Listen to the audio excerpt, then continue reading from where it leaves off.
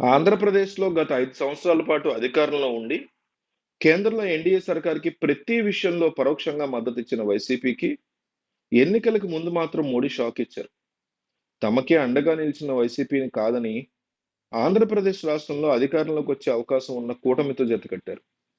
ఇప్పుడు ఫలితాలు వచ్చి కూటమి ప్రభుత్వం ఏర్పాటైన తర్వాత, మొట్టమొదటిసారి వైసీపీ కేంద్రంలో ఎన్డీఏ కూటమికి షాక్ ఇచ్చింది.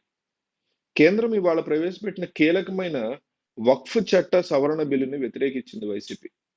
2013 నాటి వక్ఫ్ బోర్డు చట్టాన్ని తిరిగి సవరించేందుకు కేంద్రం ఈ రోజు లోక్సభలో బిల్లు ప్రవేశపెట్టింది. దీని మీద లోక్సభలో అధికార విపక్ష సభ్యులు మాట్లాడారు. ఈ బిల్లుని విపక్ష ఇండియా కూటమిలో పార్టీలన్నీ వ్యతిరేకించాయి. అలాగే ఎన్డీఏ పక్షాలు సమర్థించాయి. అలాగే ఏపీకి చెందిన రాజకీయ పక్షాలు టీడీపీ, వైసీపీ కూడా ఈ బిల్లు మీద లోక్సభలో స్పందించాయి. వైసీపీ ఈ బిల్లుని వ్యతిరేకించగా కేంద్రంలో భాగస్వామ్యమైన టీడీపీ మాత్రం సమర్థించింది. టీడీపీ ఎంపీ హరీష్ మాథుర్ వక్ఫ్ బిల్లు మీద లోక్సభలో జరిగిన చర్చలో మాట్లాడారు. మతపరమైన అవసరాల కోసం భూములు ఇవ్వడం అనేది అన్ని మతాల్లోనూ ఉందని, అయితే ఇలా దానం ఇచ్చిన దాతల ఉద్దేశం నెరవేరట్లేదని, ఇందులో పారదర్శకత కోసమే ప్రభుత్వం ఈ బిల్లు తెస్తుందన్నారు. ఈ బిల్లు వల్ల మహిళల ప్రయోజనాలు కూడా నెరవేరుతాయన్నారు. అయితే అభ్యంతరాలు వ్యక్తమైన నేపథ్యంలో బిల్లుని సెలెక్ట్ కమిటీకి పంపించడానికి తమకు ఎలాంటి అభ్యంతరం లేదన్నారు.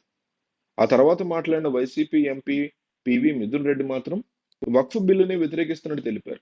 ముస్లింల నుంచి వ్యతిరేకత వ్యక్తమవుతున్న నేపథ్యంలో ఈ బిల్లును వ్యతిరేకిస్తున్నామన్నారు. ఈ మేరకు ఎంఐఎం ఎంపీ అసదుద్దీన్ ఓవైసీ లేవనెత్తిన అభ్యంతరాలతో తాము ఏకీభవిస్తున్నట్టు మిథున్ రెడ్డి తెలిపారు. కాబట్టి ఈ బిల్లుని కేంద్రం ఖచ్చితంగా వెనక్కి తీసుకోవాలని ఆయన డిమాండ్ చేశారు.